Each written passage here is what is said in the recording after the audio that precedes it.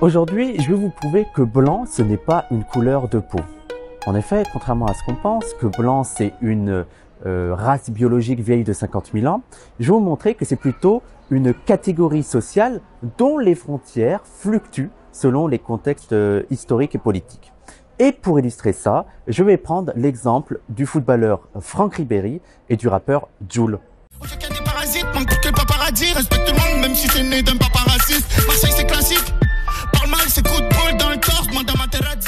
Dans une précédente vidéo, nous parlions du racisme anti-blanc et on avait tenté d'expliquer pourquoi, si on a une approche matérialisme du racisme, si on s'inscrit dans le courant de l'antiracisme politique, on ne pouvait pas penser que les blancs pouvaient être victimes de racisme en raison de leur blanchité, tout simplement parce que le racisme, ça a été un système instauré par les blancs et dont ils sont les principaux bénéficiaires. Mais on peut penser quand même que les blancs peuvent être victimes de racisme.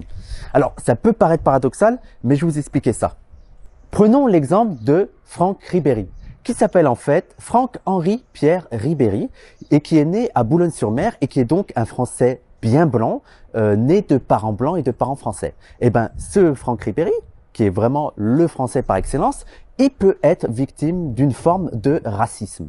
Je dis d'une forme de racisme parce que c'est un peu complexe dans le cas de Ribéry, parce que ça mêle du racisme et aussi un mépris de classe. Il va être stigmatisé, il va être méprisé, il va être moqué, notamment pour sa façon de parler. Sa façon de parler qui mêle en fait le langage populaire et aussi ce qu'on pourrait appeler le langage de rue, le langage de quartier. Et à travers ça, on entend le langage des indigènes, le langage des non-blancs. Donc, il va déjà être stigmatisé sur sa façon de parler. Sa façon de parler, j'ai dit un peu street, un peu rue, qui va être envoyée aux populations non blanches. Mais il a aussi subi des attaques, des discriminations en raison de sa conversion à l'islam. Donc, lui aussi, il a subi de l'islamophobie. Et toi, Franck, sachant que ça fait plus d'une dizaine d'années que tu es en Allemagne maintenant, au-delà du côté purement footballistique, pourquoi est-ce que tu restes en Allemagne? Est-ce que l'amour que semble te porter ce pays-là, il joue beaucoup sur cet état de choses? Ça fait 12 ans que je suis ici, j'ai tout gagné avec le Bayern. Je me sens comme chez moi, tu as vu? Comme chez moi. Les gens, ils m'aiment. Ils m'aiment par rapport à ce que je fais sur le terrain. Par rapport à ce que je démontre aussi, tu as vu? Pas par rapport à... Parce que demain, je suis musulman, je mange de la viande halal. Parce que ma femme, c'est une Algérienne. Parce que mon fils s'appelle Saïf. Tu as vu, ils sont loin de tout ça. Ribéry nous fait bander, nous fait kiffer. C'est ça, on aime bien ça. Tu as vu, c'est un autre délire. C'est pour ça que je me plais ici. Ma famille, elle est très bien ici, alhamdoulilah, tu as vu. Donc Ribéry peut subir du racisme. Mais vous voyez que le racisme qu'il subit, c'est pas en raison de sa blanchité. Ça va être en raison de sa conversion à l'islam et en raison de sa proximité avec les populations immigrées. En fait, on reproche à Ribéry de s'être indigénisé, c'est-à-dire d'avoir adopté des codes de conduite, des codes de comportement, des codes d'expression qu'on attribue aux populations non blanches. C'est un reproche qu'on fait à Ribéry, mais on a aussi d'autres exemples, puisque c'est un reproche qu'on fait à des rappeurs blancs. Rémi du 9-3 ? Ouais, un mec, pour moi c'est un arabe. Pourquoi ? Bah parce que ça se voit, le mec il est intégré à l'envers, ce mec. À mon avis, il bouffe que des kebabs, il doit traîner que dans sa cité à fumer des joints toute la journée, la moitié obèse. C'est pas ce que j'appelle un blanc fier. Mais t'es d'accord avec moi que c'est pas des coutumes d'arabes? Oui, bien sûr, non, c'est pas ça ce que je veux dire, mais à mon avis, il connaît mieux la culture de la cité que la culture française. Et je me suis infligé, quand je suis parti au ski, là, il y a quelques mois, l'album de SCH Rooftop. Pourtant, les SCH s'écrit très bien. Mais il va à l'encontre de l'exemple que tu donnes en disant qu'il n'y a pas de blanc viril. Bah, mais c'est pas un blanc. C'est qui? Qu'est-ce qu'un blanc, alors, du coup? Mais je sais pas, pour moi, c'est pas ça. Et on pourrait aussi prendre en exemple les femmes blanches musulmanes qui portent le voile. Et donc, à partir de ces exemples, à partir de Ribéry, de Jul, d'une femme blanche voilée, on peut se demander, est-ce que les blancs, ils peuvent devenir indigènes? Est-ce que les blancs, ils peuvent devenir des post-colonisés? Est-ce qu'ils peuvent devenir des non-blancs? Je pense qu'on connaît tous dans nos proches des blancs qui essayent de mimer, qui essayent de singer les comportements des non-blancs, les comportements des indigènes. Et souvent de manière très caricaturale, de manière très maladroite. Mais on a aussi des exemples historiques bien connus. On a déjà Laurence d'Arabie. Thomas Edward Lawrence, qui était tellement fasciné par ce que les Européens appelaient l'Orient, qui cherchait à être plus arabe que les Arabes. En termes de fiction, on peut aussi penser au rôle qu'a joué Kevin Costner dans Danse avec les loups, où il essaye d'être plus indien que les Indiens. Et enfin, plus contemporain, on peut penser à Rachel Dolezal, qui est une femme blanche qui s'est longtemps fait passer pour une femme noire et qui en plus a pris le contrôle de certaines organisations antiracistes noires aux États-Unis. Donc là, ce sont des exemples de blancs qui se sont fait passer volontairement pour des non-blancs et qui même voulaient être plus non-blancs que les non-blancs. Et bien souvent, ces personnes se font les promoteurs du racisme civilisationnel. C'est-à-dire qu'elles veulent devenir non-blanches avec la volonté, l'intention de guider les non-blancs vers la civilisation. Ou alors, s'ils n'ont pas ce projet civilisationnel, ils le font avec une vision totalement fantasmée, totalement orientaliste des non-blancs. Alors certes, là, dans ces exemples, ils sont pas forcément dans une attitude hostile envers les non-blancs. Même au contraire, ils ont parfois tendance à les couvrir d'éloges. Mais ils emportent avec eux aussi toute la stigmatisation, toutes les représentations très caricaturales, très réductrices des non-blancs.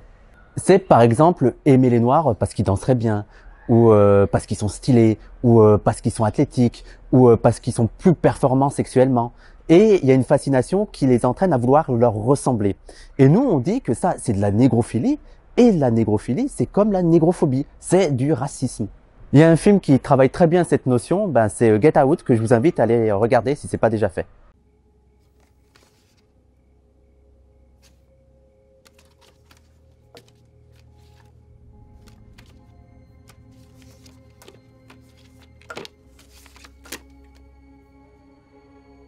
Donc, dans cette optique-là, ce n'est pas possible que les blancs deviennent des non-blancs.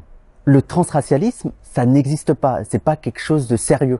On peut pas décider de devenir non-blanc individuellement, tout comme on ne peut pas décider de devenir blanc. C'est pour ça qu'il faut parfois éviter les trop grandes comparaisons entre les questions de genre et les questions de race, parce qu'il y a des problématiques bien précises. Donc, on peut pas penser le transracialisme comme on pense les questions transgenres. Par contre, dans le cas des personnes comme Ribéry, c'est un peu plus compliqué. Déjà, le point important, c'est que ces personnes-là, elles ne cherchent pas volontairement à être indigènes, elles ne cherchent pas à être perçues comme non blanches. Et pourtant, de par leur comportement, de par leur attitude, elles vont être considérées comme indigénisées. Et je pense que pour illustrer ce paradoxe entre Ribéry et des blancs qui essayent de se faire passer pour noirs, on peut faire la comparaison avec Griezmann. Griezmann, il a suscité plusieurs polémiques. Déjà, il y a eu son blackface, mais aussi Griezmann, il a fait polémique parce qu'il essayait de mimer certains comportements des joueurs noirs. Et je pense que ça a provoqué un malaise parce que les gens se sont rendus compte qu'en fait, il en faisait trop. Il essayait de se prendre pour ce qu'il n'était pas. Alors que Ribéry, lui, il peut agiter un drapeau algérien. Il peut danser dans des mariages arabes sans que ça provoque des polémiques. Même au contraire, avec le fait que les indigènes trouvent ça bien, qu'ils sont contents. Parce que je pense que la différence principale, c'est que Ribéry, il paraît plus authentique en fait. On n'a pas l'impression qu'il essaye de se prendre pour un indigène. On ressent vraiment qu'en fait, c'est juste un blanc qui aime l'islam, qui aime l'Algérie. Et je pense que les gens ressentent ça.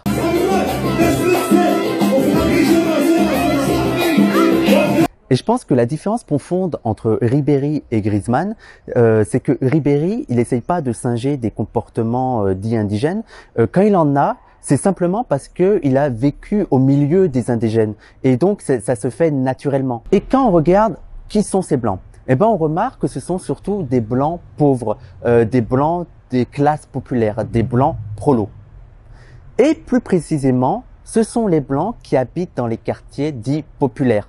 Et nous, on va préférer l'expression de quartier d'immigration, de cité d'immigration. Justement parce que ce sont des quartiers, ce sont des territoires qui sont occupés majoritairement par les populations immigrées, par les populations indigènes.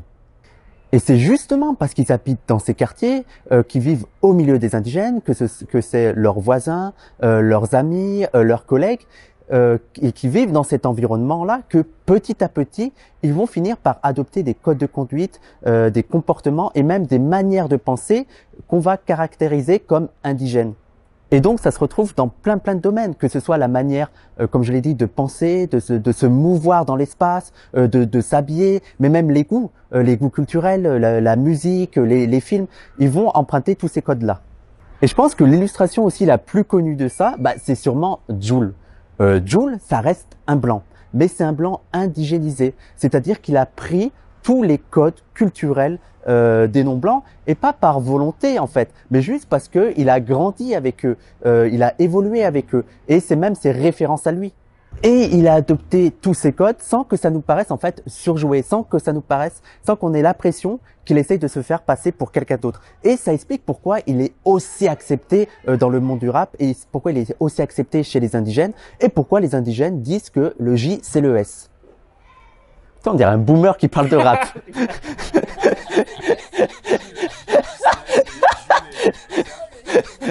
Je suis mort. Le J, c'est Joule, c'est le S, c'est le sang. Le J, c'est le S.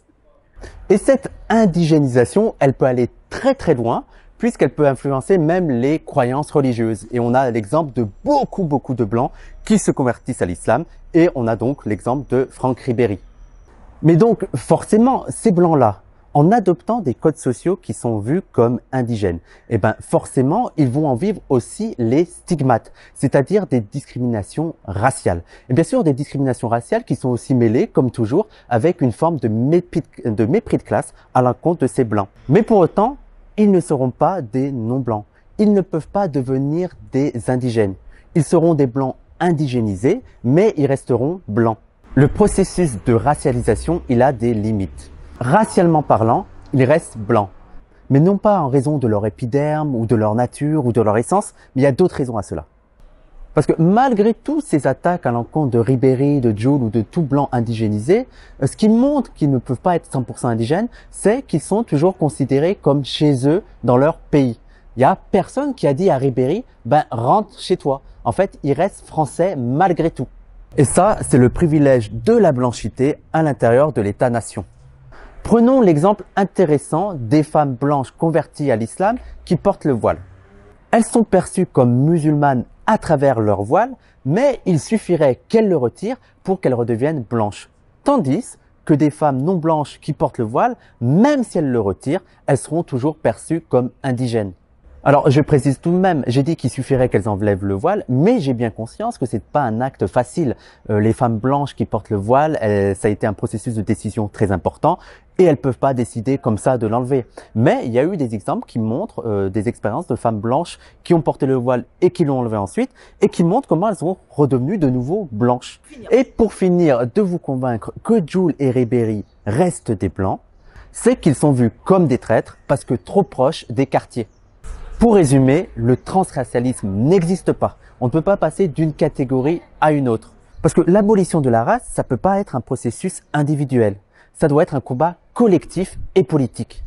Paul Nizan disait « Si nous trahissons la bourgeoisie pour les hommes, ne rougissons pas d'avouer que nous sommes des traîtres. » Eh ben aujourd'hui, je dirais « Si nous trahissons la blanchité pour les hommes, ne rougissons pas d'avouer que nous sommes des traîtres. » J'espère que cette nouvelle vidéo vous a plu, et si vous en voulez d'autres, vous en voulez plus, n'oubliez pas que nous sommes un média 100% décolonial, mais aussi 100% autonome, et on a besoin de vous pour vous fournir d'autres vidéos comme ça.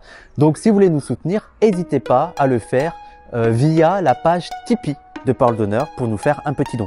Merci beaucoup.